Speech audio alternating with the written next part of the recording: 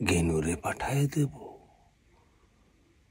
সে দিনেও ধরে রাতেও ধরে। নমস্কার, আমি লোকনাথ চক্রবর্তী। এখন আমি সাধনায় বসব, সাধনা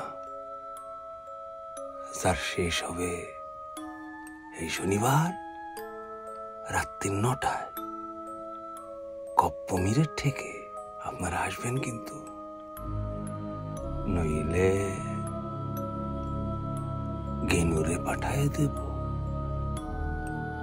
সে দিনেও ধরে রাতেও ধরে,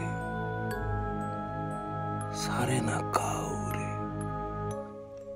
আমার হুকুম সে তামিল করবে।